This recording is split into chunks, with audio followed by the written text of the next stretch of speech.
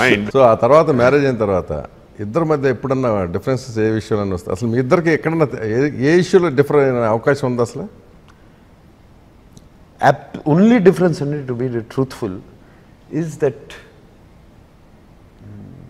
ఆమెకి ఏదో ఈ ప్రపంచాన్ని బరువంతా నెత్తి మీద వేసుకుని సేవ్ చేయాలండి. Some time that emotional stress ఇంటికి తీసుకొస్తుందండి. అవునా? అది ఒక్క డిఫరెన్స్ తప్పితే నువ్వు ఒక్కదాని మీద సేవ్ చేస్తావు, ఎక్కడ చేస్తావు ప్రపంచాన్ని అంతా? This is also important. Unless you're happy at home, you can't be happy outside అని చెప్పి ఇదే అప్పుడప్పుడు కొంచెం పోరాడుకున్నాం కూడా దీని మీద. నువ్వు వెళ్తాకి వెళ్ళలేదు, ఎక్కడికో వెళ్తానంటే నువ్వు వెళ్తాకి సర్వీస్, సోషల్ సర్వీస్. నేనేదో కష్టపడి పని చేసి వస్తా ఉంటే నువ్వు 5 రోజులు ఇంట్లో లేను, అక్కడికి ఢిల్లీ వెళ్తానంటావు, వరంగల్ వెళ్తానంటావు, అక్కడికి వెళ్తాను కుదరదని చెప్పేసి అది. సో కుక్కలో పిల్లులే కదా, మేము కూడా ఉన్నాం ఇంట్లో. మా గురించి అదే అదే అదే